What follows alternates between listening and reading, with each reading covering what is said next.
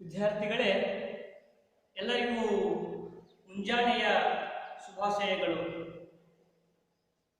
ಆತ್ಮೀಯ ವಿದ್ಯಾರ್ಥಿಗಳೇ, ನಾವು ಹಿಂದಿನ ತರಗತಿಯಲ್ಲಿ ನಿಮಗೆ ಕನ್ನಡ ಮೌಲ್ವಿ ಎಂಬ ಗದ್ಯ ಪಾಠವನ್ನ ಒಂದು ಅವಧಿಯವರೆಗೆ ನಾವು ಅಭ್ಯಾಸವನ್ನ ಮಾಡಿದ್ವಿ. ಆ ಒಂದು ತರಗತಿಯಲ್ಲಿ ನಾವು ಕನ್ನಡ ಭಾಷೆಯ ಬಗ್ಗೆ ಹಾಗೂ ಆ ಕನ್ನಡ ಮೌಲ್ವಿ ಎಂಬ ಗದ್ಯ ಪಾಠವನ್ನ ಬರೆದಿರ್ತಕ್ಕಂತಹ ಗುರೂರು ರಾಮಸ್ವಾಮಿ ಅಯ್ಯಂಗಾರ್ ಅವರ ಪರಿಚಯವನ್ನು ನಾವು ಅಭ್ಯಾಸ ಮಾಡಿದ್ವಿ. ಅದೇ ರೀತಿಯಲ್ಲಿ ಈ ರಾಮಸ್ವಾಮಿಯವರು ಯಾವ ರೀತಿ ಸಾಹಿತ್ಯವನ್ನ ಕೃತಿಯನ್ನ ಪ್ರಶಸ್ತಿಯನ್ನ ಪಡೆದಿದ್ದಾರೆ ಅಂತಕ್ಕಂಥದ್ದನ್ನ, ಅವರ ಸ್ಥಳ, ಅವರ ಯಾವ ಕಾಲದಲ್ಲಿ ಅವರು ಜನಿಸಿದ್ರು ಅನ್ನೋದ್ರ ಬಗ್ಗೆ ನಾವು ಸಂಕ್ಷಿಪ್ತವಾಗಿ ನೋಡಿದ್ವಿ.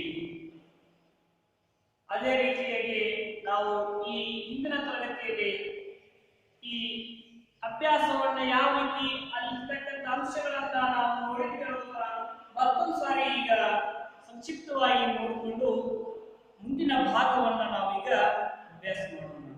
ವಿದ್ಯಾರ್ಥಿಗಳೇ,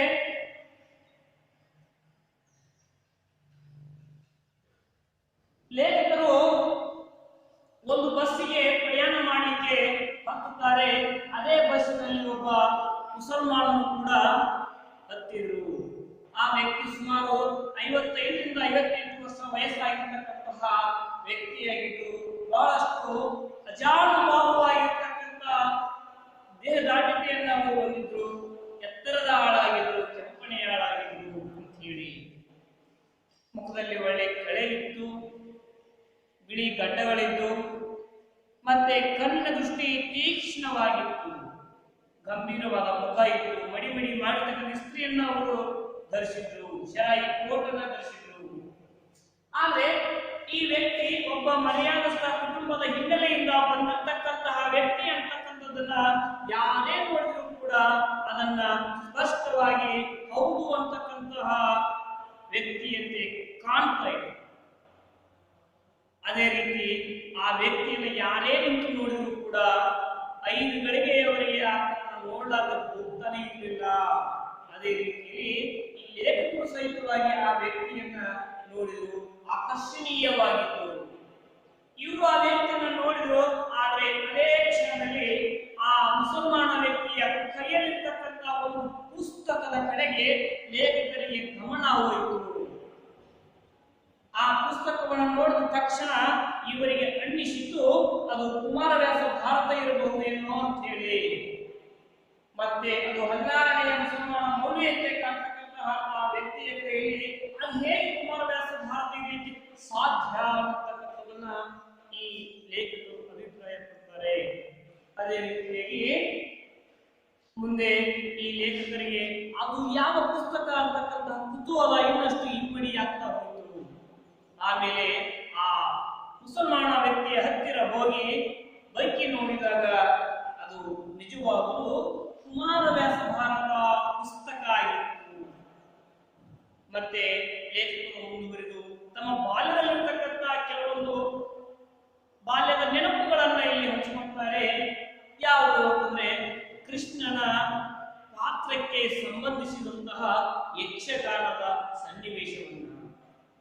ಅದು ಹೇಗಿತ್ತು ಅಂತಂದ್ರೆ, ಅವ್ರ ಊರಿನಲ್ಲಿ ಯಕ್ಷಗಾನವನ್ನ ಏರ್ಪಾటు ಮಾಡಿದ್ರಂತೆ. ಆ ಏರ್ಪಾಟು ಮಾಡಿರ್ತಕ್ಕಂತಹ ಸಂದರ್ಭದಲ್ಲಿ ಒಬ್ಬ ವ್ಯಕ್ತಿ ಕೃಷ್ಣನ ಪಾತ್ರವನ್ನ ಮಾಡಿದ್ದ. ಆ ಕೃಷ್ಣನ ಪಾತ್ರವನ್ನ ಅವನು ಅಭಿನಯಿಸ್ತಾ ಇದ್ದ. ರಂಗಸ್ಥಳದಲ್ಲಿ ಅವನ ವೇಷವನ್ನ ಹಾಕಿಕೊಂಡು ಬಂದ್ರೆ ಸಾಕ್ಷಾತ್ ಕೃಷ್ಣನೇ ಬಂದನೇನೋ ಅನ್ನೋ ರೀತಿಯಲ್ಲಿ ಎಲ್ಲರೂ ಕೂಡ ನೋಡ್ತಾ ಇದ್ದಾರೆ. ಅದೇ ರೀತಿಯಾಗಿ ಆ ವ್ಯಕ್ತಿ ರಂಗಸ್ಥಳದಲ್ಲಿ ಬಂದು ತನ್ನ ಮಾತನ್ನ, ಕೃಷ್ಣನ ಮಾತನ್ನ ಹೇಳಲು ಪ್ರಾರಂಭಿಸಿದರೆ ಭಗವಾನ್ ಕೃಷ್ಣನ ಮಾತುಗಳೇ ಆತನ ಬಾಯಿಂದ ಬರ್ತಾ ಇದ್ದಾವೇನೋ ಅನ್ನೋ ರೀತಿಯಲ್ಲಿ ಆತ ಅಷ್ಟೊಂದು ಉತ್ತಮವಾದ ಅಭಿನಯವನ್ನ ಮಾಡ್ತಾ ಇದ್ದ. ಈ ರೀತಿ ಆತನ ಅಭಿನಯವನ್ನ ಕಂಡು ಆ ಯಕ್ಷಗಾನವನ್ನ ನೋಡಲು ಬಂದಿರತಕ್ಕಂತಹ ವೈದಿಕ ಮನೆತನದ ವೃದ್ಧ ಸ್ತ್ರೀಯರು ಆ ವ್ಯಕ್ತಿಯನ್ನು ನೋಡಿದ ತಕ್ಷಣವೇ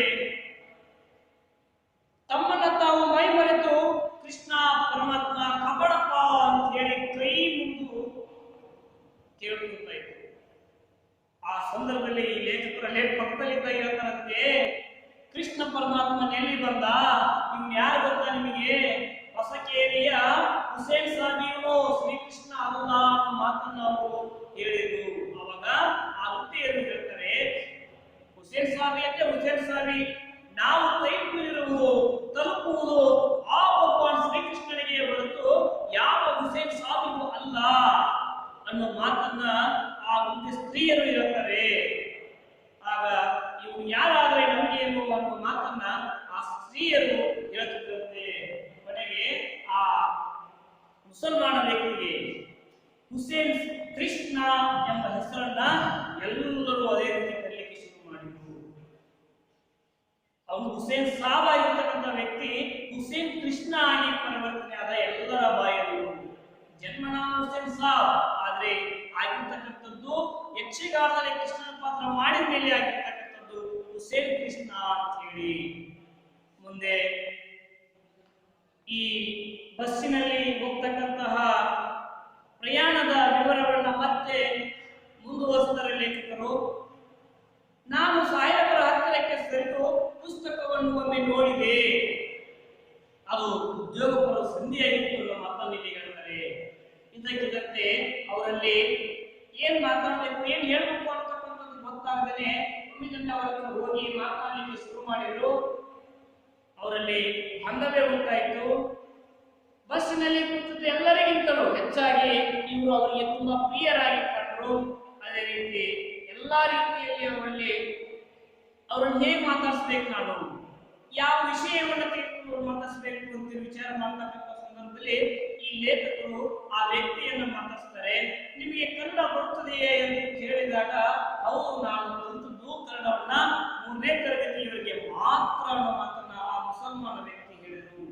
ಮುಂದುವರೆದ ಆ ವ್ಯಕ್ತಿ ಹೇಳ್ತಾರೆ, 3ನೇ ತರಗತಿಯವರಿಗೆ ಕನ್ನಡವನ್ನ ಅಭ್ಯಾಸ ಮಾಡಿದ್ದೀವಿ, 30 ವರ್ಷ ಅದೇ ಕನ್ನಡದಲ್ಲಿ ಸೇವೆಯನ್ನ ಮಾಡಿದೆ ಅನ್ನೋ ಮಾತನ್ನ ಹೇಳಿದರು. ನನಗೆ ನಿನ್ನೆನೇ ನಿವೃತ್ತಿ ಆಯಿತು ಅನ್ನೋ ಮಾತನ್ನ ಹೇಳ್ತಾರೆ. ಅವಾಗ ಲೇಖಕರು ಹೇಳ್ತಾರೆ, ಯಾವ ಕೆಲಸದಿಂದ ನೀವು ನಿವೃತ್ತಿಯಾಗ್ರಿ ಅಂತ ಹೇಳಿದಾಗ ಅವ್ರು ಹೇಳ್ತಾರೆ, ಆ ಮುಸಲ್ಮಾನ ವ್ಯಕ್ತಿ, ನಾನು ಪ್ರೈಮರಿ ಶಾಲೆಯ ಶಿಕ್ಷಕನಾಗಿದ್ದೆ, ಆ ವೃತ್ತಿಯಿಂದ ನಿನ್ನೆ ನಾನು ನಿವೃತ್ತಿಯಾದೆ ಅನ್ನೋ ಮಾತನ್ನು ಇಲ್ಲಿ ಹೇಳ್ತಾರೆ. ವಿದ್ಯಾರ್ಥಿಗಳೇ, ನಾವು ಇಲ್ಲಿಯವರೆಗೂ ಹಿಂದಿನ ಅವಧಿಯಲ್ಲಿ ನಾವು ಅಭ್ಯಾಸವನ್ನು ಮಾಡಿದ್ವಿ. ಹಿಂದಿನ ತರಗತಿಯ ವಿಷಯ ಇಷ್ಟೆಲ್ಲ ಇತ್ತು. ನಿಮಗೆ ಮತ್ತೊಂದು ಸಾರಿ ಅದನ್ನು ನಾನು ನಿಮಗೆ ನೆನಪು ಮಾಡಿಕೊಟ್ಟಿದ್ದೀನಿ. ಹಾಗಾಗಿ ಇವತ್ತು ನಾವು ಅದರ ಮುಂದುವರೆದ ಭಾಗವನ್ನು ನಾವು ಇವತ್ತು ಅಭ್ಯಾಸವನ್ನು ಮಾಡೋಣ. ನೋಡಿ, ಕನ್ನಡ ಉಪಾಧ್ಯಾಯರಾಗಿಯೋ ಉರ್ದು ಉಪಾಧ್ಯಾಯರಾಗಿಯೋ ಅಂತ ಯಾರು ಕೇಳಿದ್ರು ಅಂದ್ರೆ ಲೇಖಕರು ಕೇಳ್ತಾರೆ. ಆ ಮುಸಲ್ಮಾನ ವ್ಯಕ್ತಿಗೆ ಏನ್ ಕೇಳ್ತಾರೆ, ನೀವು ಕನ್ನಡ ಭಾಷೆಯನ್ನ ಕಲಿಸುವ ಉಪಾಧ್ಯಾಯರಾಗಿ ನಿವೃತ್ತಿಯಾಗೋ ಅಥವಾ ಉರ್ದು ಉಪಾಧ್ಯಾಯರಾಗಿ ಉರ್ದು ಭಾಷೆಯನ್ನ ಪಾಠ ಮಾಡ್ತೀವಿ, ನೀವು ಯಾವ ರೀತಿ ಪಾಠವನ್ನ ಮಾಡ್ತೀವಿ, ಯಾವ ಶಿಕ್ಷಕರಾಗಿದ್ರಿ, ಕನ್ನಡ ಭಾಷೆ ಶಿಕ್ಷಕರು ಅಥವಾ ಉರ್ದು ಭಾಷೆ ಶಿಕ್ಷಕರು? ಕೊನೆಗೆ ಆಮೇಲೆ ಹೇಳ್ತಾರೆ ಈ ಮುಸಲ್ಮಾನ ವ್ಯಕ್ತಿ, ನಾನು ಕನ್ನಡ ಉಪಾಧ್ಯಾಯನಾಗಿ ಕನ್ನಡ ಉಪಾಧ್ಯಾಯನಾಗಿ ನಾನು ಶಿಕ್ಷಕನಾಗಿದ್ದೆ. ಅವಾಗ ಈ ಲೇಖಕರು ಮತ್ತೆ ಮಾತಾಡ್ತಾರೆ, ಹಾಗಾದ್ರೆ ನಿಮಗೆ ಉರ್ದು ಬರುವುದಿಲ್ಲವೇ? ನೋಡಿ, ನೀವು ಮುಸಲ್ಮಾನ ವ್ಯಕ್ತಿಗಳು, ನಿಮ್ಮ ಮಾತೃಭಾಷೆ ಉರ್ದು, ನೀವು ಉರ್ದು ಮಾತಾಡಬೇಕಿತ್ತಲ್ವಾ, ಹಾಗಾಗಿ ನಿಮಗೆ ಉರ್ದು ಬರುವುದಿಲ್ಲವೇ ಅನ್ನೋ ಮಾತನ್ನ ಕೇಳಿದ್ರು. ಅವಾಗ ಸಾಹೇಬರು ಕ್ಷಿಪ್ರವಾದ ಘಟ್ಟವನ್ನು ನೀಡಿಕೊಳ್ಳುತ್ತಾ ಹೀಗೆ ಹೇಳಿದರು. ಆ ಸಾಹೇಬ್ ಹೇಳ್ತಾರೆ, ಮುಸಲ್ಮಾನ ವ್ಯಕ್ತಿ ತಮ್ಮ ಘಟ್ಟವನ್ನು ಹೀಗೆ ಮಾಡ್ತಾ ಹೇಳ್ತಾರೆ, ನಾನು ಕಲಿತದ್ದು ಉರ್ದು, ಕಲಿಸಿದ್ದು ಕನ್ನಡ. ನೋಡಿ, ನಾವು ಕಲಿತಿದ್ದು ಉರ್ದು, ಎಲ್ಲಿ ಅವರ ಮಾತು ಉರ್ದು, ಆದ್ರೆ ಕಲಿಸಿದ್ದು ಮಾತ್ರ ಕನ್ನಡ ಭಾಷೆ ಅನ್ನೋ ಮಾತನ್ನು ಇಲ್ಲಿ ಹೇಳ್ತಾರೆ. ನಾವು ಉರ್ದು ಕಲಿತಿದ್ವಿ, ಉರ್ದು ಮಾತಾಡ್ತೀವಿ, ಆದ್ರೆ ನಾನು ಪಾಠ ಮಾಡಿರ್ತಕ್ಕಂಥದ್ದು ಕನ್ನಡ ಅನ್ನೋ ಮಾತನ್ನ ಇಲ್ಲಿ ಹೇಳ್ತಾರೆ.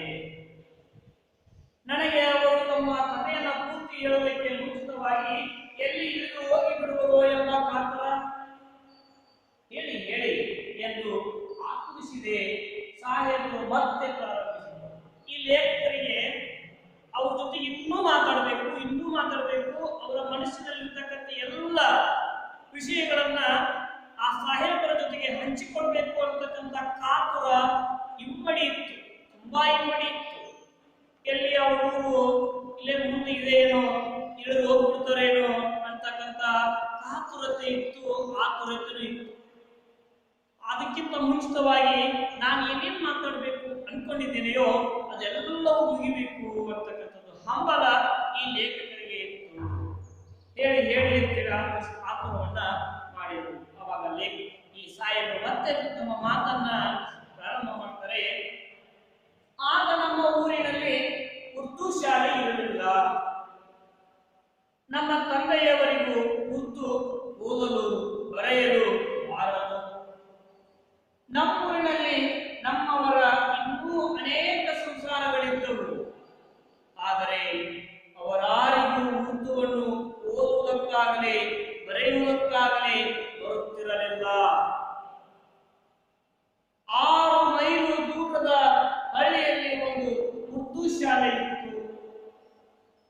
ಅಲ್ಲಿಯ ಉಪಾಧ್ಯಾಯರು ವಾರದಲ್ಲಿ 2 ದಿನ, ಶನಿವಾರ ಭಾನುವಾರ, ನಮ್ಮ ಮನೆಗೆ ಬಂದು ನನಗೆ ಉರ್ದು ಪಾಠವನ್ನು ಹೇಳುವಂತೆ ನಮ್ಮ ತಂದೆ ಗೊತ್ತು ಮಾಡಿದ್ದರು. ಆ ಉಪಾಧ್ಯಾಯರು ಬುದ್ಧಿವಂತರು.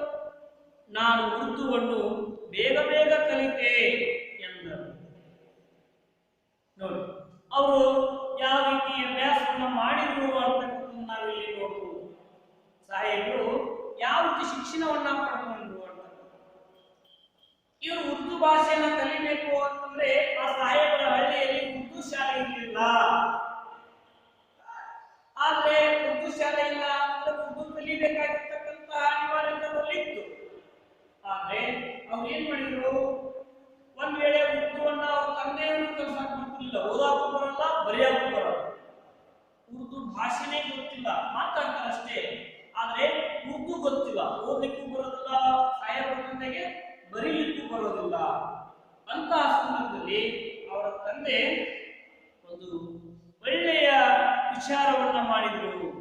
ಅಷ್ಟೇ ಅಲ್ಲ, ಆ ಊರಿನಲ್ಲಿ ಅಲ್ಲಿ ಯಾರು ಸಾಹೇಬರ ಇರ್ತಕ್ಕಂಥ ಹಳ್ಳಿಯಲ್ಲಿ ಅನೇಕ ಸಂಸಾರಗಳು ಅದೇ ರೀತಿಯ ಮುಸಲ್ಮಾನ ಕುಟುಂಬಗಳಿದ್ದವು. ಆದ್ರೆ ಅವ್ರು ಯಾರು ಮನೆಯಲ್ಲಷ್ಟೇ ಅಲ್ಲ, ಹಲವಾರು ಕುಟುಂಬಗಳು ಅಲ್ಲಿದ್ದು ಕೂಡ ಅವ್ರು ಯಾರು ಉರ್ದು ಓದಲಿಕ್ಕೂ ಬರ್ತಿರ್ಲಿಲ್ಲ, ಉರ್ದು ಬರೀಲಿಕ್ಕೂ ಬರ್ತಿರ್ಲಿಲ್ಲ. ಆದ್ರೆ ಅಲ್ಲಿ 6 ಮೈಲಿ ದೂರದ ಹಳ್ಳಿಯಲ್ಲಿ ಒಂದು ಉರ್ದು ಶಾಲೆ ಇತ್ತು. ಆದ್ರೆ ಅವ್ರ ಊರಿನಿಂದ 6 ಮೈಲು ದೂರದಲ್ಲಿ, ಎಷ್ಟು 6 ಮೈಲು,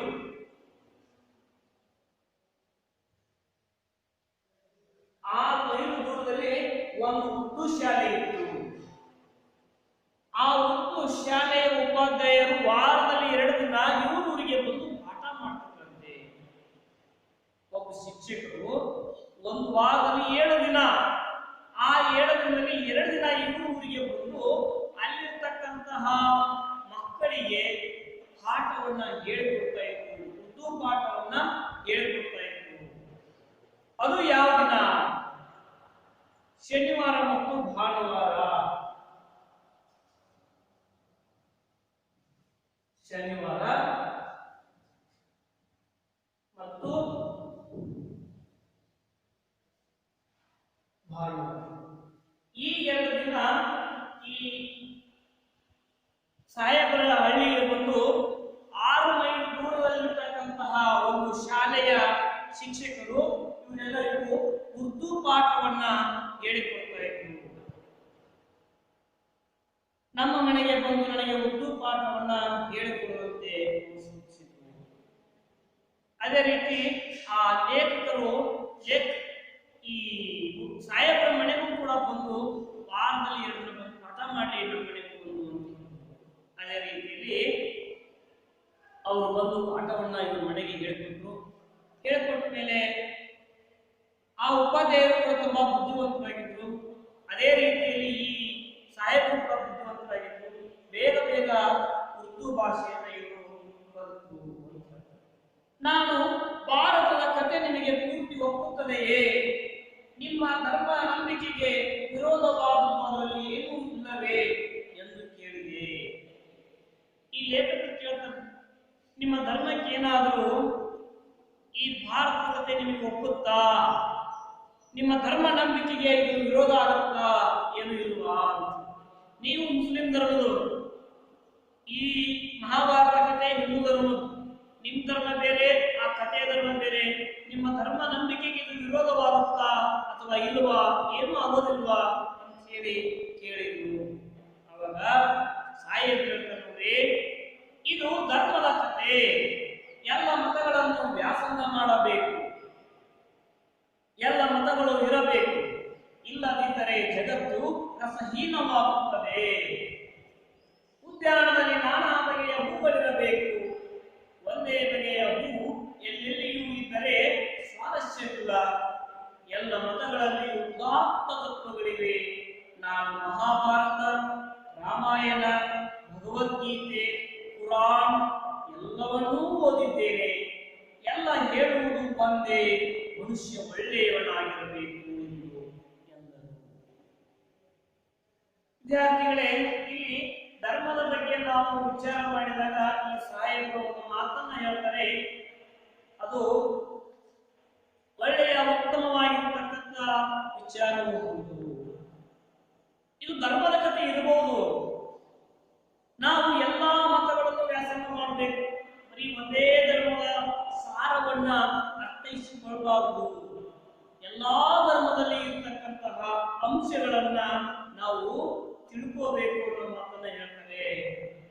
ಎಲ್ಲಾ ಮತಗಳು ಇರಬೇಕು, ಒಂದೇ ಮತ ಇರಬಾರ್ದು. ಈ ಜಗತ್ತಿನಲ್ಲಿ ಹಲವಾರು ಮತಗಳು ಇರಬೇಕು, ಇಲ್ಲದಿದ್ದರೆ ಜಗತ್ತು ರಸಹೀನವಾಗುತ್ತದೆ. ರಸಹೀನ ಅಂತಂದ್ರೆ ಸತ್ವಹೀನ. ರಸಹೀನ ಅಂತಂದ್ರೆ ಏನು? ಸತ್ವಹೀನ ಅಂತ ಅರ್ಥ. ಹಾಗಾಗಿ ಎಲ್ಲಾ ಧರ್ಮಗಳು ಕೂಡ ಇಲ್ಲಿ ಇರಬೇಕು ಅನ್ನೋ ಮಾತನ್ನ ಅವರು ಹೇಳ್ತಾರೆ. ಕೇವಲ ಒಂದೇ ಧರ್ಮ ಇದ್ರೆ ಏನಾಗುತ್ತೆ, ಅದೇ ಧರ್ಮದ ತತ್ವಗಳು ಪದೇ ಪದೇ ಅದೇ ಆಗುತ್ತೆ. ಎಲ್ಲಾ ಧರ್ಮಗಳು ಇದ್ರೆ ಅದು ಉತ್ತಮ. ಅದಕ್ಕೊಂದು ಉದಾಹರಣೆ ಕೊಡ್ತಾರೆ. ಏನು ಅಂತಂದ್ರೆ, ಉದ್ಯಾನದಲ್ಲಿ ನಾನಾ ಬಗೆಯ ಹೂಗಳಿರಬೇಕು. ಒಂದು ತೋಟ ಇದೆ ಮತ್ತು ಉದ್ಯಾನವನ ಇದೆ. ಆ ಉದ್ಯಾನವನದಲ್ಲಿ ಒಂದೇ ರೀತಿಯ ಹೂಗಳಿದ್ರೆ ಆ ಉದ್ಯಾನವನದಲ್ಲಿ ಅಷ್ಟೊಂದು ಸ್ವಾರಸ್ಯವಾಗತಕ್ಕಂತಹ ಸನ್ನಿವೇಶವನ್ನು ನಾವು ಕಣ್ತುಂಬ ನೋಡ್ಲಿಕ್ಕೆ ಸಾಧ್ಯವೇ ಇಲ್ಲ. ಹಾಗಾಗಿ ಒಂದೇ ಬಗೆಯ ಹೂ ಎಲ್ಲೆಲ್ಲಿ ಇದ್ದರೆ ಸ್ವಾರಸ್ಯವಿಲ್ಲ, ನಾನಾ ಬಗೆಯ ಹೂಗಳಿರಬೇಕು ಅನ್ನೋ ಮಾತನ್ನ ಅವರು ಹೇಳ್ತಾರೆ.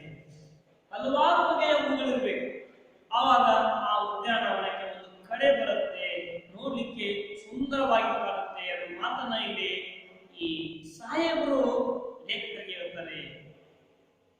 ಎಲ್ಲ ಮತಗಳಲ್ಲಿ ಉದಾತ್ತ ತತ್ವಗಳಿವೆ.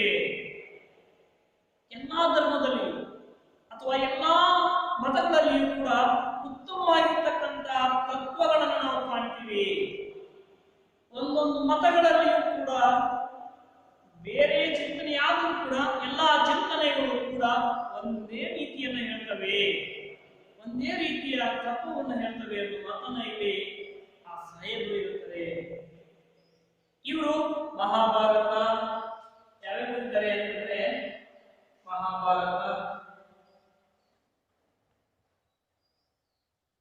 ರಾಮಾಯಣ,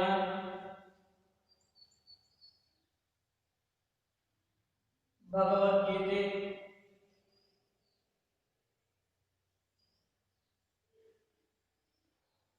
ಕುರಾನ್,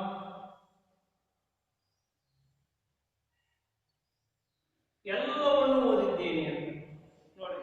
ಇಲ್ಲಿ ಸಾಹೇಬರು ಮಹಾಭಾರತ ಓದಿದ್ದಾರೆ, ರಾಮಾಯಣ ಓದಿದ್ದಾರೆ, ಭಗವದ್ಗೀತೆ ಓದಿದ್ದಾರೆ, ಕುರಾನ್ ಓದಿದ್ದಾರೆ. ಯಾವುದೇ ಪುಸ್ತಕವನ್ನು ಓದಿ, ಏನೇ ಓದಿ, ಎಲ್ಲದರಲ್ಲಿಯೂ ಕೂಡ ಒಂದೇ. ಏನ್ ಹೇಳ್ತತಿ ಅಂತಂದ್ರೆ, ಮನುಷ್ಯ ಒಳ್ಳೆಯನಾಗಿರ್ಬೇಕು, ಆದ್ರೆ ಅದನ್ನ ಓದುವಂತಹ ಮನುಷ್ಯ ಒಳ್ಳೆಯನಾಗಿರ್ಬೇಕು ಅಂತ. ಆದ್ರೆ ಯಾವುದೇ ಧರ್ಮದಲ್ಲಿಯೂ ಕೂಡ ಎಲ್ಲಾ ಧರ್ಮದಲ್ಲಿಯೂ ಕೂಡ ಎಲ್ಲಾ ತತ್ವಗಳು ಕೂಡ ಒಂದೇ ಹೇಳ್ತವೆ, ಜಗತ್ತು ಚೆನ್ನಾಗಿದೆ, ಮತ್ತೆ ಶಾಂತಿಯಿಂದ ಇರಬೇಕು, ನಾವೆಲ್ಲರೂ ಒಂದು, ಮಾನವರೆಲ್ಲ ಒಂದು, ಯಾವುದೇ ರೀತಿಯ ಭೇದ ಭಾವ ಇಲ್ಲ ಅಂತ. ಎಲ್ಲವೂ ಕೂಡ ಪಾಪ ಮಾಡಬೇಡ್ರಿ, ಯಾವುದೂ ಮಾಡಬೇಡ್ರಿ,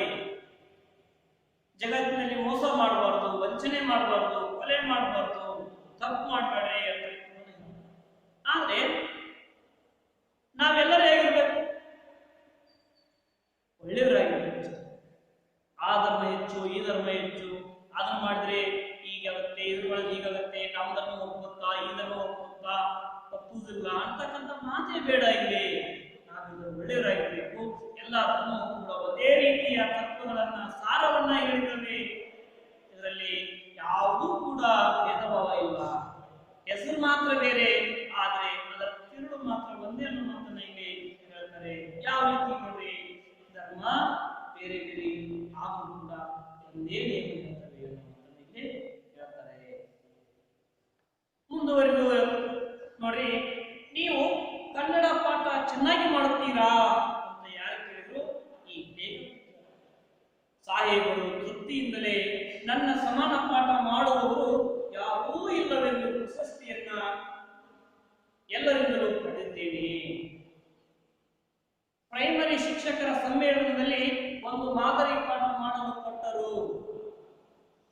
ಹುಡುಗರು ಎಷ್ಟು ಆಸಕ್ತಿಯಿಂದ ಕೇಳುತ್ತಿದ್ದರೋ ಉಪಾಧ್ಯಾಯರು ಅಷ್ಟೇ ಆಸಕ್ತಿಯಿಂದ ಕೇಳುತ್ತಿದ್ದರು ಎಂದು ಹೇಳಿದರು. ನೋಡಿ, ಈ ಲೇಖಕರು ಕೇಳ್ತಾರೆ, ನೀವು ಕನ್ನಡ ಪಾಠ ಮಾಡ್ತೀರಾ? ನೀವು ಕನ್ನಡ ಚೆನ್ನಾಗಿ ಮಾತಾಡ್ತೀರಿ, ಕನ್ನಡ ಬಗ್ಗೆ ನೀವು ಕನ್ನಡ ಪುಸ್ತಕ ಓದ್ತಿದ್ದೀರಿ ಅಂತ ಮೇಲೆ, ನೀವು ಶಿಕ್ಷಕರು ಅಂತ ಹೇಳಿದ್ಮೇಲೆ ನೀವು ಕನ್ನಡ ಪಾಠ ಮಾಡ್ತೀರಾ ಅನ್ನೋ ಮಾತನ್ನ ಇಲ್ಲಿ ಲೇಖಕರು ಕೇಳ್ತಾರೆ. ಅವಾಗ ಸಾಹೇಬರು ಹೇಳ್ತಾರೆ, ತೃಪ್ತಿಯಿಂದ ಹೇಳ್ತಾರೆ, ಅಂದ್ರೆ ಖುಷಿಯಿಂದ, ಅತ್ಯಂತ ಆತ್ಮ ಸಂತೋಷದಿಂದ ಅವರ ತಮ್ಮ ಮಾತನ್ನು ಮುಂದುವರಿಸ್ತಾರೆ. ನನ್ನ ಸಮಾನ ಪಾಠ ಮಾಡುವವರು ಯಾರೂ ಇಲ್ಲ. ನಾನೇನ್ ಪಾಠ ಮಾಡ್ತೀನಲ್ಲ, ನನ್ನ ಸಮಾನ ಪಾಠ ಮಾಡ್ತಕ್ಕಂಥ ಶಿಕ್ಷಕರು ಯಾರೂ ಇಲ್ಲ ಅನ್ನೋ ಮಾತನ್ನ ಇಲ್ಲಿ ಹೇಳ್ತಾರೆ. ನಾನು ಎಲ್ಲರಿಂದಲೂ ಕೂಡ ಪ್ರಶಸ್ತಿಯನ್ನ ಗಳಿಸಿದ್ದೇನೆ. ಒಂದು ಸಾರಿ ಪ್ರೈಮರಿ ಶಿಕ್ಷಕರ ಸಮ್ಮೇಳನ ಇತ್ತು. ಆ ಶಿಕ್ಷಕರ ಸಮ್ಮೇಳನದಲ್ಲಿ ನನಗೆ ಒಂದು ಮಾದರಿ ಪಾಠವನ್ನು ಮಾಡಲು ಹೇಳಿದರು. ಆ ಸಂದರ್ಭದಲ್ಲಿ ನಾನು ಪಾಠವನ್ನು ಮಾಡಲು ಪ್ರಾರಂಭ ಮಾಡಿದೆ. ಅಲ್ಲಿ ಪಾಠವನ್ನು ಕೇಳ್ತಕ್ಕಂಥವ್ರು ಯಾರು ಅಂದ್ರೆ ಪ್ರೈಮರಿ ಶಾಲೆಯ ಶಿಕ್ಷಕರಿಗೆ ನಾನು ಪಾಠ ಮಾಡ್ತಿದ್ದೆ. ಮಕ್ಕಳಿಗೆ ಪಾಠ ಮಾಡುವ ರೀತಿಯಲ್ಲಿ ಶಿಕ್ಷಕರಿಗೆ ಪಾಠ ಮಾಡ್ತಿದ್ದೆ. ಆ ಪಾಠವನ್ನ ಆಸಕ್ತಿಯಿಂದ ಶಿಕ್ಷಕರು ಕೇಳ್ತಾ ಇದ್ರು. ಹೇಗೆ ಕೇಳ್ತಿದ್ರು ಅಂತಂದ್ರೆ, ಮಕ್ಕಳು ಯಾವ ರೀತಿ ನನ್ನ ಪಾಠವನ್ನ ತರಗತಿಯಲ್ಲಿ ಕೇಳುತ್ತಿದ್ದರೋ ಆ ರೀತಿಯಲ್ಲಿ ಆ ಶಿಕ್ಷಕರು ಮಕ್ಕಳ ಹಾಗೆ ಅಥವಾ ಹುಡುಗರ ಹಾಗೆ ನನ್ನ ಪಾಠವನ್ನ ಅಷ್ಟೇ ಆಸಕ್ತಿಯಿಂದ ಕೇಳ್ತಿದ್ರು ಅನ್ನೋ ಮಾತನ್ನ ಇಲ್ಲಿ ಆ ಲೇಖಕರಿಗೆ ಈ ಸಾಹೇಬರು ಹೇಳ್ತಾರೆ. ನೋಡಿ, ಇವರು ಪಾಠ ಅಷ್ಟೊಂದು ಉತ್ತಮವಾಗಿತ್ತು. ಹಾಗಾಗಿ ಆ ಶಿಕ್ಷಕರು ಕೂಡ ಮಕ್ಕಳ ಹಾಗೆ ಇವರ ಪಾಠವನ್ನು ಕೇಳ್ತಿದ್ರು ಅನ್ನೋ ಮಾತನ್ನ ಇಲ್ಲಿ ಲೇಖಕರಿಗೆ ತಿಳಿಸ್ತಾರೆ. ಮತ್ತೆ ನಾನು ಈ ಲೇಖಕರು ಹೇಳ್ತಾರೆ ನೋಡ್ರಿ, ನೀವು ಕನ್ನಡದಲ್ಲಿ ಚೆನ್ನಾಗಿ ಮಾತನಾಡುತ್ತೀರಿ ಎಂದೇ. ಸಾಹೇಬರು ಎಲ್ಲಿ ಬೇಕಾದರೂ ಸರಿ ಭಾಷಣ ಮಾಡಲು ಹೆದರುವುದಿಲ್ಲ. 1,00,000 ಜನ ಇರಲಿ, ಕಣ್ಣು ಮುಚ್ಚಿ ಒಂದು ಗಳಿಗೆ ಗುರುಧ್ಯಾನ ಮಾಡಿದರೆ ಆಯಿತು, ಎದುರಿಗಿರುವವರೆಲ್ಲ ಮಕ್ಕಳಾಗಿಯೇ ತೋರುತ್ತಾರೆ ಎಂದು. ಯಾವ ರೀತಿ ಅಂತಂದ್ರೆ, ಇವ್ರಿಗೆ ಕೇಳ್ತಾರವ್ರು, ನೀವು ಕನ್ನಡ ಚೆನ್ನಾಗಿ ಮಾತಾಡ್ತೀರಿ, ನಿಮ್ಮ ಬಾಯಲ್ಲಿ ಕನ್ನಡ ಎಷ್ಟು ಚೆನ್ನಾಗಿ ಮಾತನಾಡ್ತಾವಲ್ಲ. ಅವಾಗ ಸಾಹೇಬ್ ಹೇಳ್ತಾರೆ, ನೋಡ್ರಿ, ನನ್ನ ನೀವು ಎಲ್ಲಿ ಬೇಕಾದ್ರೂ ಕೂಡ ಮಾತಾಡ್ತೀರಿ, ಎಲ್ಲಿ ಬೇಕಾದಲ್ಲಿ ಯಾರನ್ನ ಸರಿ ಭಾಷಣ ಮಾಡ್ತೀನಿ, ಒಂದು ಕ್ಷಣವೂ ಕೂಡ ಸ್ವಲ್ಪನೂ ಹೆದರೋದಿಲ್ಲ. 1,00,000 ಜನ ನನ್ನ ಎದುರಿಗೆ ಕುತ್ಕೊಳ್ಳಿ, ಭಾಷಣ ಮಾಡುವಾಗ ಒಂದು ಗಳಿಗೆ ನಾನು ಕಣ್ಣು ಮುಚ್ಚಿ ಗುರಿನ ಧ್ಯಾನವನ್ನ ಮಾಡ್ಬಿಡ್ತೀನಿ, ಅಷ್ಟೇ ಮುಗಿತು. ನಾನು ಮುಂದೆ ಎಷ್ಟು ಜನ ಕುಂತಿರ್ತಾರೋ, ದೊಡ್ಡವರು ಆಗಲಿ ಯಾರೇ ಆಗಲಿ, ಅವರೆಲ್ಲರೂ ಮಕ್ಕಳನ್ನು ನನ್ನ ಕಣ್ಣಿಗೆ ಕಾಣ್ತಾರೆ. ನಾನು ಭಾಷಣ ಶುರು ಮಾಡ್ತೀನಿ, ನನಗೆ ಹೆದರಿಕೆನೇ ಆಗುವುದಿಲ್ಲ. 1,00,000 ಜನ ಕುತ್ಕೊಂಡ್ರು ಸಹಿತವಾಗಿ ಅವರು ಹೆದರಿಕೆ ಆಗಲ್ಲ. ಆ ಸಂದರ್ಭದಲ್ಲಿ ಒಂದು ಕ್ಷಣ ಅಲ್ಲಿ ಗುರುಗಳ ಧ್ಯಾನ ಮಾಡ್ತಾರಂತೆ ಈ ಸಾಹೇಬರು. ಅವಾಗ ಎಲ್ಲರೂ 1,00,000 ಜನ ಕುತ್ಕೊಂಡಿರ್ತಕ್ಕಂಥ ಎಲ್ಲರೂ ಕೂಡ ಸಣ್ಣ ಮಕ್ಕಳಂತೆ ಕಾಣ್ತಾರಂತೆ. ಇವರು ಭಾಷಣ ಶುರು ಮಾಡ್ತಾರಂತೆ, ಯಾವುದಕ್ಕೂ ಎದುರುವುದಿಲ್ಲ. ವಿದ್ಯಾರ್ಥಿಗಳೇ, ಈ ಸಾಹೇಬರು ಉತ್ತಮ ಶಿಕ್ಷಕರಾಗಿರ್ತಕ್ಕಂಥ, ಹಾಗಾಗಿ ಅವರ ತಮ್ಮ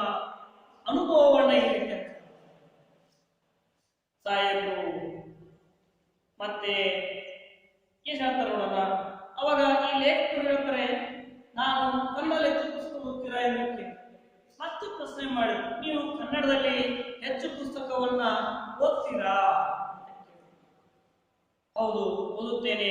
ನಿತ್ಯ ಮಲಗುವುದಕ್ಕೆ ಮುಂಚೆ 2 ಗಂಟೆಯಾದರೂ ನಾನು ಓದಲೇಬೇಕು. ಓದದೆ ಮಲಗಿದರೆ ನಿದ್ರೆ ಬರುವುದಿಲ್ಲ. ಶ್ರೀ ಡಿ.ವಿ. ಗುಂಡಪ್ಪನವರ ಕುಮಾರನ ಹೊಸಗೆ ನನಗೆ ಪೂರ್ತಿ ಬಾಯಿಗೆ ಬರುತ್ತದೆ.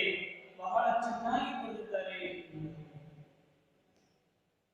ನೀವು ಕನ್ನಡದಲ್ಲಿ ಪುಸ್ತಕ ಓದ್ತೀರಾ ಅಂತ ಹೇಳಿ ಲೇಖಕರು, ನೀವು ಬರೀ ಪಾಠ ಮಾಡ್ತೀನಿ ಅಂದ್ರಿ, ಭಾಷಣ ಮಾಡ್ತೀನಿ ಅಂದ್ರಿ, ಆದ್ರೆ ಕನ್ನಡದಲ್ಲಿ ಸಾಕಷ್ಟು ಪುಸ್ತಕಗಳಿವೆ. ನೀವು ಪುಸ್ತಕ ನಿಮಗೆ ಯಾವ ಓದಬೇಕು ಅನ್ಸುತ್ತೋ ಅವನ್ನೆಲ್ಲವನ್ನು ಓದ್ತೀರಾ? ಕನ್ನಡ ಪುಸ್ತಕನ ಓದುವ ಹವ್ಯಾಸ ನಿಮಗಿದೆಯಾ ಅಂತ ಪ್ರಶ್ನೆಯನ್ನ ಮಾಡಿದ್ರು. ಆ ಸಂದರ್ಭದಲ್ಲಿ ಈ ಸಾಹಿತ್ಯ ಹೇಳ್ತಾರೆ, ಎಲ್ಲಿ ಬೇಕಾದರೂ ಸರಿ, ಎಷ್ಟಾದ್ರೂ ಸರಿ, ನಾನೇನ್ ಮಾಡ್ತೀನಿ ಅಂತಂದ್ರೆ ಓದ್ತೀನಿ. ನಿತ್ಯ ಮಲಗೋದಕ್ಕಿಂತ ಮುಂಚಿತವಾಗಿ 2 ತಾಸು, ಎಷ್ಟು ತಾಸು? 2 ಗಂಟೆಯವರೆಗೆ ನಾನು ಏನ್ ಮಾಡ್ತೀನಿ, ಕನ್ನಡ ಪುಸ್ತಕವನ್ನ ಓದ್ತೀನಿ ಎಂದು. ನಾನು 2 ಗಂಟೆ ಓದದೆ ಹಾಗೆ ಮಲಗುವುದೇ ಇಲ್ಲ. ಓದದೆ ಮಲಗಿದರೆ ನಿದ್ರೆ ಬರುವುದಿಲ್ಲ.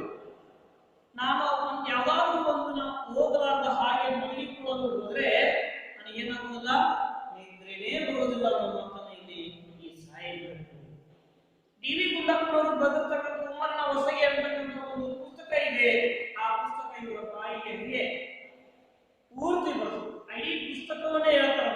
ಅಷ್ಟೊಂದು ಆ ಪುಸ್ತಕದ ಮೇಲೆ ಇವರಿಗೆ ಓದಲಿಕ್ಕೆ ಬಹಳಷ್ಟು ಮನಸ್ಸು. ಬಹಳ ಚೆನ್ನಾಗಿ ಬರೆದಿದ್ದಾರೆ ಅವರು. ಒಳ್ಳೆ ಪುಸ್ತಕ. ನನಗೆ ಅದನ್ನ ಮತ್ತೆ ಓದ್ಬೇಕು ಅನ್ಸುತ್ತೆ. ಉತ್ತಮ ಪುಸ್ತಕ. ನನಗೆ ಬಹಳ ಆಸಕ್ತಿ ಬರುತ್ತೆ ಓದಲಿಕ್ಕೆ ಅನ್ನೋ ಮಾತನ್ನ ಇಲ್ಲಿ ಹೇಳ್ತಾರೆ. ಮುಂದೆ ಏನಾಗುತ್ತೆ ನೋಡಿ, ಸಾಹಿತ್ಯ ಸ್ವಲ್ಪ ಹೊತ್ತು ಮೌನವಾಗಿತ್ತು. ನಿಮ್ಮ ಊರು ಯಾವುದು ಎಂದು ಕೇಳಿದರು. ನಾನು ಹಾಸನದ ಹತ್ತಿರ ಒಂದು ಹಳ್ಳಿ ಇದೆ. ಸಾಹೇಬರು ಹೇಳ್ತಾರೆ, ನಾನು ಹಾಸನಕ್ಕೆ ಹೋಗಿದ್ದೇನೆ. ಯಾವ ಹಳ್ಳಿ ಎಂದರು. ನಾನು ಗೊರೂರು ಎಂದೆ. ನಾನು ಗೊರೂರಿಗೆ ಹೋಗಿದ್ದೇನೆ. ಆ ಗೊರೂರು ರಾಮಸ್ವಾಮಿ ಅಯ್ಯಂಗಾರರು ಇದ್ದಾರಲ್ಲ, ಬಹಳ ಚೆನ್ನಾಗಿ ಕಥೆಗಳನ್ನು ಬರೆಯುತ್ತಾರೆ ಎಂದರು. ನಾನು ಗೊರೂರಿಗೆ ಹೋಗಿದ್ದಾಗ ಅವರನ್ನು ಸಂಧಿಸಿದ್ದೀರಾ ಎಂದೆ. ಸಾಹೇಬರು, ಇಲ್ಲ, ಆ ವೇಳೆಗೆ ನಾನು ಅವರ ಪುಸ್ತಕಗಳನ್ನು ನೋಡಲಿಲ್ಲ. ಈಚೆಗೆ ಓದಿದೆ. ನೋಡಬೇಕಾದ ಮನುಷ್ಯರು ಎಂದರು. ನಾನು, ಅವರು ನಿಮ್ಮೆದುರಿನಲ್ಲಿ ಈಗ ಬಂದರೆ ಏನು ಮಾಡುತ್ತೀರಿ ಎಂದು ಕೇಳಿದೆ. ಸಾಹೇಬರು, ಮಾಡುವುದೇನು, ಅತ್ಯಂತ ಸಂತೋಷದಿಂದ ಆಲಿಂಗನ ಮಾಡಿಕೊಳ್ಳುತ್ತೇನೆ ಎಂದರು. ಏನಪ್ಪಾ ಅಂತಂದ್ರೆ, ಸಾಹೇಬರು ಆ ಬಸ್ಸಿನ ಪ್ರಯಾಣದಲ್ಲಿ ಹೋಗುವ ಸಂದರ್ಭ ಸ್ವಲ್ಪ ಮೌನವಾಗಿ ಮಾತಾಡಿದ ಮೇಲೆ ಕ್ಷಣವಾಗಿ ಸ್ವಲ್ಪ ಮೌನವಾಗಿ ಇತ್ತು. ಆವಾಗ ನಿಮ್ಮ ಊರು ಯಾವುದು ಎಂದು ಕೇಳಿದರು. ಈ ಲೇಖಕರಿಗೆ ಅದೇ ಸಾಹೇಬರು ಕೇಳ್ತಾರೆ, ನಿಮ್ಮ ಊರು ಯಾವುದು ಅಂತ ಹೇಳಿ, ನಿಮ್ಮೂರು ಯಾವುದು ಅಂತ ಕೇಳಿದ್ರು. ಅವಾಗ ಈ ಲೇಖಕರು ಹೇಳಿದ್ರು, ಹಾಸನದ ಹತ್ತಿರ ಒಂದು ಹಳ್ಳಿ. ಸಾಹೇಬರು, ಹಾಸನದ ಹತ್ತಿರ ಬರ್ತಕ್ಕಂತಹ ಒಂದು ಹಳ್ಳಿ ನಮಗಾಗಿದೆ ಎಂದು ಮಾತನ್ನ ಇಲ್ಲಿ ಹೇಳಿದರು. ಅವಾಗ ಸಾಹೇಬರು, ಹೌದು, ನಾನು ಹಾಸನಕ್ಕೆ ಹೋಗಿದ್ದೇನೆ. ಆ ಹಾಸನದ ಹತ್ತಿರ ನಾನು ತಿರುಗಾಡಿದ್ದೀನಿ, ಆದ್ರೆ ಅಲ್ಲಿರ್ತಕ್ಕಂಥ ಹಳ್ಳಿ ಯಾವುದು ಅಂತ ಹೇಳಿದ್ರು. ಅವಾಗ ಈ ಲೇಖಕರು ಹೇಳ್ತಾರೆ, ಅದು ಗೊರೂರು. ಗೊರೂರು ಅಂತಕ್ಕಂಥ ಹಳ್ಳಿ ಅಂದ ತಕ್ಷಣ ಆ ಸಾಹೇಬರು ಹೇಳ್ತಾರೆ, ನಾನು ಗೊರೂರಿಗೂ ಹೋಗಿದ್ದೇನೆ ಅಂತ. ನಾನು ಗೊರೂರಿಗೆ ಹೋಗಿದ್ದೇನೆ. ಆ ಗೊರೂರು ರಾಮಸ್ವಾಮಿ ಅಯ್ಯಂಗಾರ ಇದಾರಲ್ಲ, ಆ ಗೊರೂರು ರಾಮಸ್ವಾಮಿ ಅಯ್ಯಂಗಾರ ಇದಾರಲ್ಲ, ಅವರು ಬಹಳ ಚೆನ್ನಾಗಿ ಕಥೆಗಳನ್ನ ಬರೀತಾರೆ ಅಂತ. ಅವಾಗ ಈ ಲೇಖಕರು, ಗೊರೂರಿಗೆ ಹೋಗಿದ್ದಾಗ ಅವರು ಭೇಟಿಯಾದ್ರೆ ನೀವು ನೋಡಿದ್ರ ಅವ್ರನ್ನ? ಅವಾಗ ಸಾಹೇಬರು ಹೇಳ್ತಾರೆ, ಇಲ್ಲ, ಆ ವೇಳೆಗೆ ನಾನು ಆ ಗೊರೂರು ರಾಮಸ್ವಾಮಿ ಅಯ್ಯಂಗಾರ ಬರೆದಿರ್ತಕ್ಕಂಥ ಪುಸ್ತಕಗಳನ್ನು ನಾನು ಅವಾಗ ನೋಡಿರಲಿಲ್ಲ. ಹಾಗಾಗಿ ನನಗೆ ಅಲ್ಲಿ ಆ ಅವಕಾಶ ಸಿಗಲಿಲ್ಲ.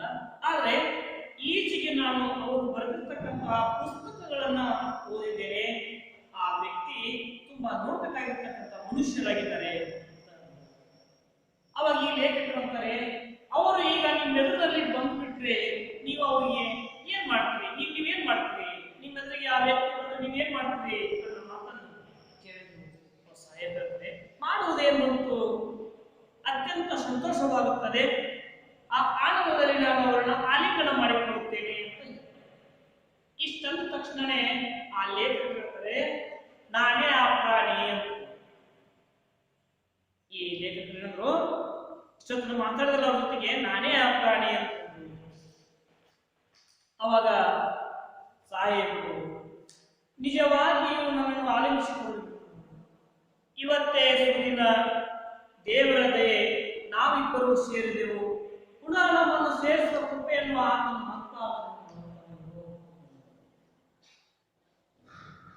ಏನು ನಾನೇ ಆ ಪ್ರಾಣಿ ಅಂದ ತಕ್ಷಣ ಸಾಹೇಬರು ನಿಜವಾಗ್ಲೂ ಆಲಿಂಗನವನ್ನೇ ಮಾಡಿಕೊಂಡು ಹೇಳ್ತಾರೆ ಸಾಹೇಬರು, ಇವತ್ತಿನ ದಿನವೇ ಒಳ್ಳೆಯ ದಿನ, ಬಹಳ ಮಹತ್ವವಾಗಿರ್ತಕ್ಕಂಥ ದಿನ, ನೆನಪಿರ್ತಕ್ಕಂತಹ ದಿನ ಇದು. ಆ ದೇವರ ದಯೆ ನಮ್ಮ ಮೇಲಿದೆ. ನಾವು ಇವತ್ತು ಸೇರಿದ್ದೇವೆ. ಆ ದೇವರ ದಯೆ ನಾವಿಬ್ರು ಸೇರಿದ್ದೇವೆ. ಪುನಃ ನಮ್ಮನ್ನು ಸೇರಿಸತಕ್ಕಂಥ ಕೃಪೆಯನ್ನ ಆ ದೇವರು ಮತ್ಯಾವ ದಿನ ಮಾಡ್ತಾರೋ ಗೊತ್ತಿಲ್ಲ ಅಂತ ಹೇಳಿ ಮತ್ತೆ ನೆನಪಿಸ್ಕೊಳ್ತಾರೆ. ನನಗೆ ಆ ಸಾಹೇಬರು ನಾನು ಅನೇಕ ಶತಮಾನಗಳಿಂದ ಜನ್ಮಗಳಲ್ಲಿ ಮಿತ್ರರಾಗಿದ್ದವರು ಎಂಬ ಭಾವನೆ ಉಂಟಾಯಿತು. ಮುಂದರ ಬಸ್ ನಿಲ್ದಾಣದಲ್ಲಿ ನನಗೆ ನಮಸ್ಕರಿಸಿ ನನ್ನಿಂದ ಬಿಟ್ಟುಕೊಂಡು ಹೊರಟು ಹೋದರು. ನನ್ನ ಜೊತೆ ಪ್ರಯಾಣ ಮಾಡಿಕೊಂಡ ಒಂದು ಸುಗಂಧ ಇದ್ದಕ್ಕಿದ್ದಂತೆ ಮರೆಯಾಗಿತ್ತು. ನೋಡಿ, ಆ ಸಾಹೇಬರು ಕೇವಲ ಬಸ್ಸಿನ ಪ್ರಯಾಣದಲ್ಲಿ ಮಾತ್ರ ಪರಿಚಯವಾಗಿರ್ತಕ್ಕಂಥ ಬಾಂಧವ್ಯ. ಆ ಬಾಂಧವ್ಯ ಹಲವಾರು ಅನೇಕ ಶತಮಾನಗಳಿಂದ ಜನ್ಮಗಳಲ್ಲಿ ಮಿತ್ರರಾದಂತಹ ಭಾವನೆ ಉಂಟಾಗುತ್ತದೆ. ಮುಂದಿನ ಬಸ್ ಬಂದ ತಕ್ಷಣ ನಮಸ್ಕರಿಸಿ ನನ್ನಿಂದ